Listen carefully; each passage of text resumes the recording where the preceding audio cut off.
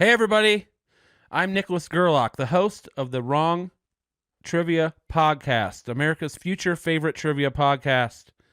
I hope you're having a great day. Thanks for joining us, or a great night, I guess, or whether you're in the car, at home, at an AA meeting. I don't know where you are, but we're going to play some trivia today, and here's how it's going to work. There are going to be 3 rounds. Each round is going to be a separate category that will be announced by my narrator at the beginning of each round. Here's how it works. Each round has 5 questions, and they're each worth the amount of points that is the number of the questions. So the first question is worth 1 point, question 2 is 2 points, 3 is 3, 4 is 4, 5 is 5 points, because theoretically the questions get harder as they go each round. Very simple game. You don't have to play that way. You can play however you want. You can sit there by yourself and try to think of the answers. After each question, I'm going to play a little 30-second little music beat, and then at the end, I will tell you the answer. So you'll hear the answer after each question, not at the end of each round. I think that's all we need to know to get started. Okay, James? Greetings, and welcome to the Wrong Trivia Podcast, hosted by Nicholas Gerlach. I'm honored to be your narrator, James Anderson. Please relax and enjoy the show, but don't relax too much if you're driving, because then you might drive into that liquor store by your ex-girlfriend's house again. Wouldn't that be embarrassing? Here's the show. Round 1. Fictional Musicians. Okay, we're back. Episode 8. We are 8 episodes into this God-forsaken trivia show. Thanks for sticking around. Thanks for watching. Don't forget to comment your score if you're keeping track. As James told you, round 1 is fictional musicians. Fictional musicians. Number 1, the 1-point question. A Star is Born is a romantic drama about an older guy in the music industry who tricks a young attractive waitress / aspiring singer-songwriter to fall in love with him. What real-life pop star played Allie in A Star is Born? What real-life pop star played Allie in A Star is Born? This is the 1-point question. Go.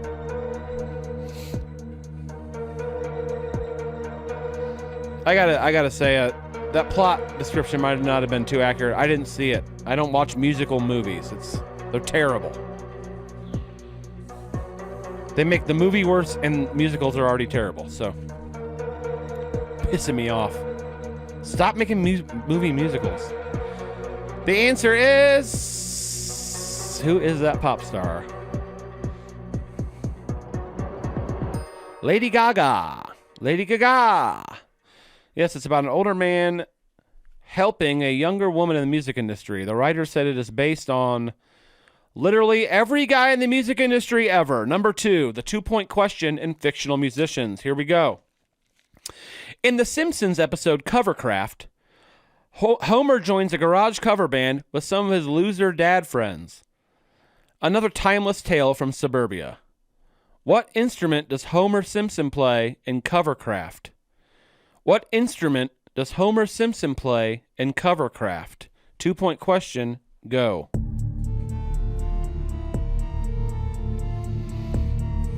I think Apu is the lead singer, and then he got stolen by another local cover band.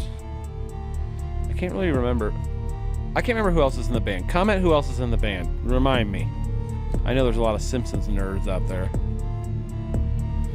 Each more handsome than the one before them. What instrument did Homer Simpson play in that cover band? The answer is...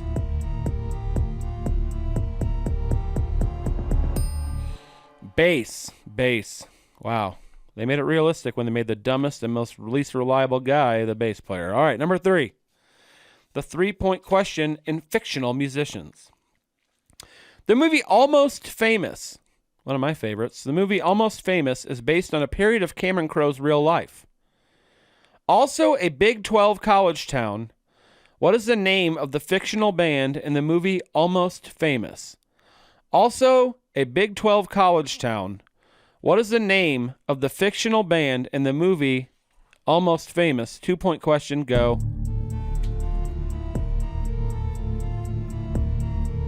Give yourself a bonus point if you can think of the college and their mascot. Honor system here. So I want the city / band name, the college, and their mascot for a bonus point. So you get 3 if you get it all. The answer is baby back ribs.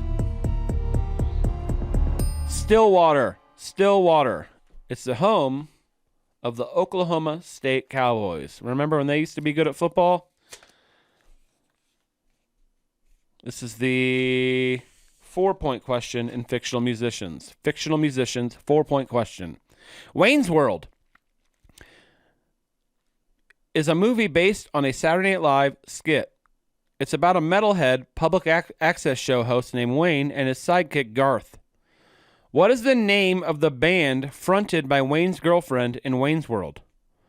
What is the name of the band fronted by Wayne's girlfriend in the movie Wayne's World? One more time. What is the name of the band fronted by Wayne's girlfriend in the movie Wayne's World? This is the 4-point question. Think.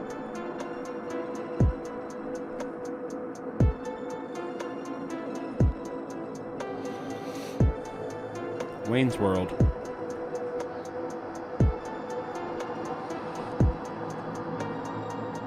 What is the name of her band? You guys fucking whale, or what does he say? Oh, my favorite line is when they're trying to get backstage and the bouncer's like, a lot of guys' girlfriends are back there. The answer is Crucial Taunt. Crucial Taunt. Here's a fun fact about Wayne's World: is the highest grossing movie based on a Saturday Night Live skit. So it made the most money in theaters of any movie based on Saturday Night Live skit. The lowest grossing is the documentary about when Elon Musk hosted. I don't know if you've seen that episode. It is, look, some people aren't cut out for comedy. Here's a 3-point question. Hold on. Oops. Wait, no, sorry. 5-point question. That's why I got confused. My numbers again. The 5-point question in Fictional Musicians. The late, great Adam Schlesinger wrote the theme song to That Thing You Do, about a fictional 60s pop group, another banger movie.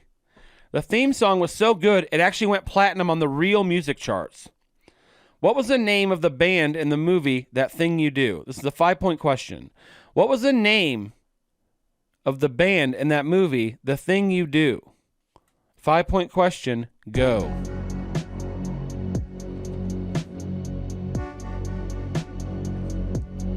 Great movie. Tom Hanks. That one guy who's really handsome. Steve Zahn. Giovanni Ribisi's in it. Remember he's the bass player that breaks his arm. The name of the band and That Thing You Do is The Wonders. The Wonders. Table 19, your pizza's ready. All right. That wraps up the Fictional Musicians round. James, tell them the Latin word that is round 2. Round 2, Mea Culpa. Okay, we're back. Thanks, James. Here's round 2, Mea Culpa. Mea Culpa, number 1 in Mea Culpa. During Plato's famous apology writings, the philosopher recounted the speech and assassination of his mentor. His mentor was sentenced to death by poisoning for attempting to corrupt the youth and defying gods with his teachings. Who was Plato's mentor that was sentenced to death by poisoning? Who was Plato's mentor that was sentenced to death by poisoning? This is the 1-point question. Go.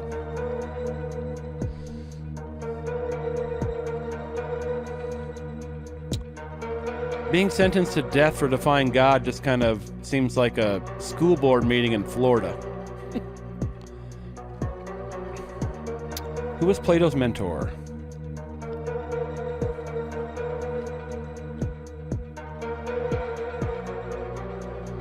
Think. The answer is Socrates. Socrates, a famous philosopher, even more famous for being in the movie Bill and Ted's Excellent Adventure. All right, number 2, the 2-point question in Mea Culpa. Texas cattle ranchers sued Oprah Winfrey for lost revenue. This was as a result of comments she made on a 1996 episode of her show where she said she was stopped cold from ever eating another hamburger? Oprah once said she was never going to eat another hamburger. Oprah Winfrey once said she will never eat another hamburger. What disease was the episode focused on where Oprah made these comments, leading to her being sued by Texas cattle ranchers?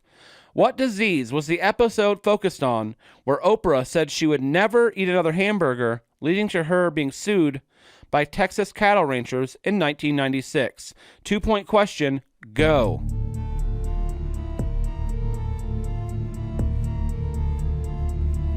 Burgers. Hamburgers. Hamburgers. I prefer baby back ribs. I want my baby back ribs.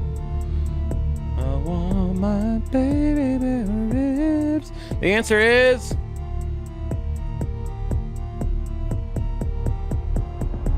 mad cow disease. Mad cow disease. I'd rather just have mad cow disease than not eat burgers. Sorry. Number 3, 3-point question in Mea Culpa. This car company found a great way to improve its emissions ratings. Lie. It was a lie. A car company was forced to apologize and had an engineer put in prison for 7 years for using software to lie about its vehicle's emissions. What car company had to apologize after being caught in a scandal, often referred to as Dieselgate? Dieselgate sounds more like something you used to keep Shaq out of a crumble cookie store or something. What car company had to apologize after being caught in a scandal, often referred to as Dieselgate? 2-point question, go. I'm sorry, 3-point question. You're here. You're with me. It's the 3-point question. Numbers are hard.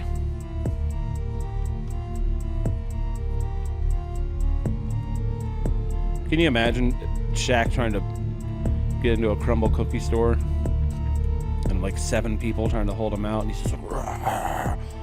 Okay, crumble cookie sucks, actually. It's an Apple store for cookies. The answer is Volkswagen. Volkswagen. From somehow I went on a rant about how crumble cookie sucks to Volkswagen. I have one of those.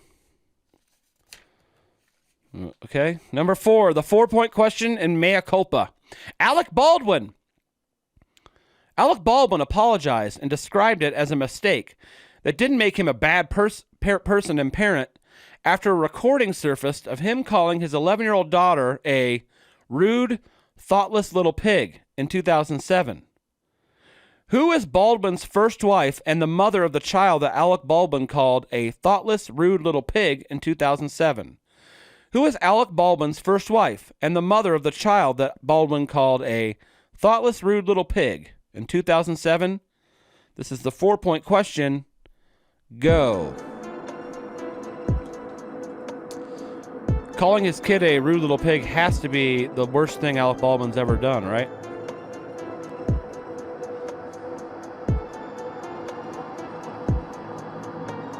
Who is Baldwin's first wife? Not the new one, who pretends she's Spanish and has 9 kids with him. Alec Baldwin's first wife. The answer is Kim Basinger. Kim Basinger. Kim Basinger, you brought her. All right, here's the 5-point question of Mea Culpa. This man said, "I let you down. I betrayed your trust," after he was caught doing normal rich guy stuff with his mistress on a yacht.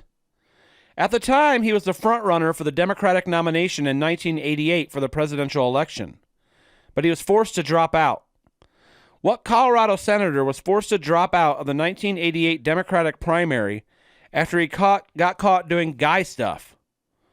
What Colorado senator was forced to drop out of the 1988 Democratic primary after he got caught doing guy stuff? Go.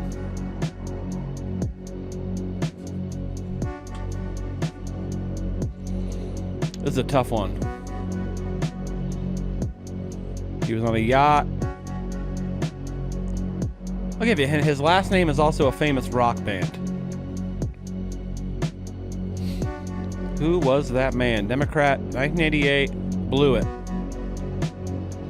We could have went right from him into Clinton. The answer is Gary Hart. Gary Hart. It's tough to, kind of tough to imagine that there was once a time where cheating on your wife was considered to be a bad thing. It's tough. Society has changed. All right. That's the end of round 2. James, tell them about round number 3. Round 3, zip codes. And we're back. Zip codes. Zip codes. Number 1. Zip codes get higher as you move west across the United States. So they're not really much different than people. There are 3 states that have the zip codes that start with number 1. There are 3 states that have zip codes that start with the number 1. Name any of the 3 states that have a zip code that starts with the number 1. So you don't need to name all 3. But if you do, that's fun. Give yourself a bonus point for every one you get. Name any of the 3 states that have a zip code that starts with the number 1. On your mark, get set, go. This is the 1-point question, go.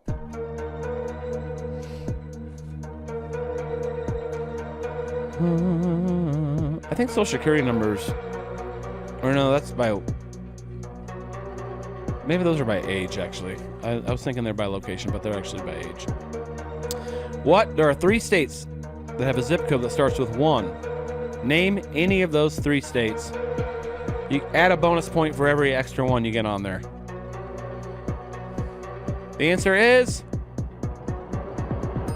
Delaware, New York, Pennsylvania.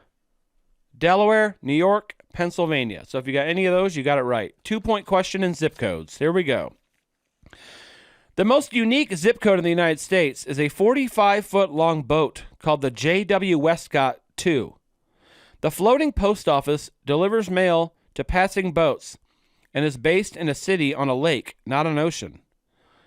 In what state is this floating zip code located?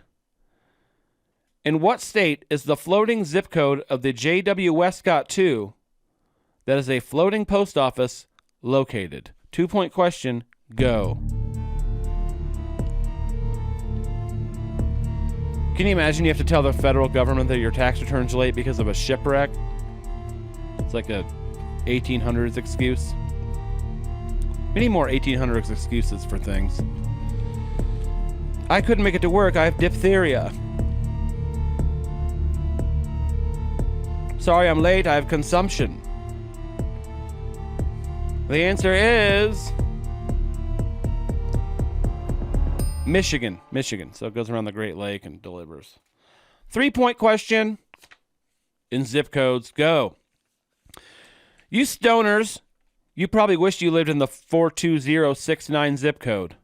42069 is the zip code for Melbourne in the 15th state to join the Union. What state is the 42069 zip code in? It's the zip code for Melbourne in the 15th state to join the Union. What state is the 42069 zip code located in? This is a 3-point question. Go. Fuck, I did not read that very well. That's okay. You get the point. What state is the 42069 zip code located in? Also the 15th state to join the Union. I might move there. Boo, boo, boo. The answer is Kentucky. Bluegrass, green grass, 42069, it all kind of goes together there. Whatever happened to weed anyway? There used to be weed guys. It used to be like a movie trope. Weed used to be fun. There used to be entire movies about weed. Now everyone's just drinking Celsius and working out. All right, number 4. 4-point question. The post office created the zip code system to help simplify and speed up the mail delivery system so people can get their sex toys and boner pills faster. Zip codes were created just 2 weeks after the first women went into space. What year did the zip code system start? The post office created the zip code system to help simplify and speed up the mail delivery system so people can get their sex toys and boner pills faster. Zip codes were created just 2 weeks after the first women went into space. What year did the zip code system start? 4-point question, go. So women went to space the same year that we started zip codes. Russia actually we got to the moon first, but they put a woman in space first. So I guess we're more sexist than Russia, or the USSR at that time, which is kind of embarrassing. What year did zip codes start? It's actually way later than I thought. The answer is 1963. 1963. USSR. We put a woman in space. USA. We put numbers on our envelopes. Number 5, the 5-point question in zip codes. The zip code 12345. There's a zip code 12345, and it's assigned to a corporate entity with a plant in Schenectady, New York. The company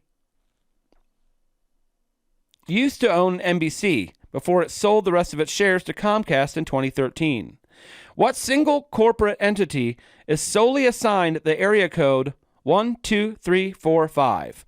What single corporate entity in Schenectady, New York is solely assigned the area code 12345? This is the 5-point question. Go. 1, 2, 3, 4, 5. Big corporation, all for one building. Mailman probably have to go through security there to drop off your Uber Eats.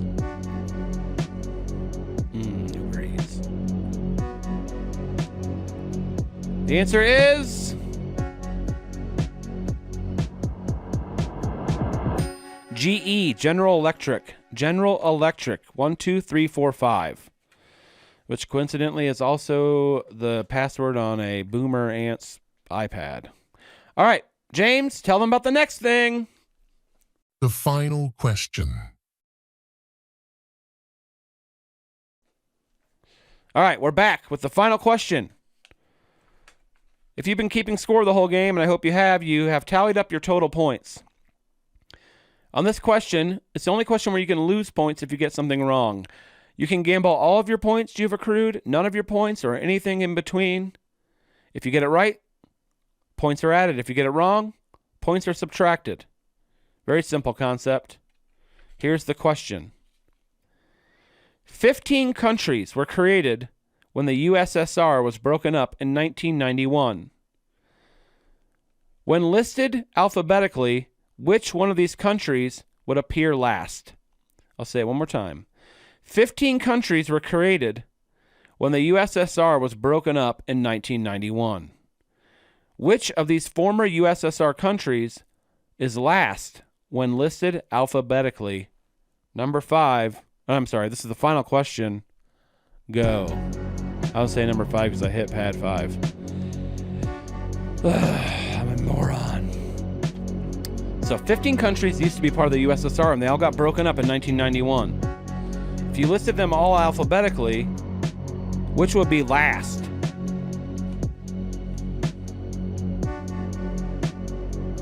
Still making new countries all the time. I love it. Like Paul McCartney. And the answer is Uzbekistan. Uzbekistan. Starts with a U. All right. I hope you did well. I hope you got that right.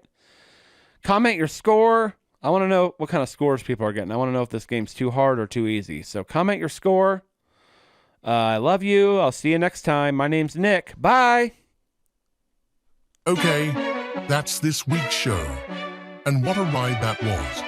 Goodbye from me, your narrator, James Anderson, and your host, Nicholas Gerlock. And special thanks to our video team, Drew Birch.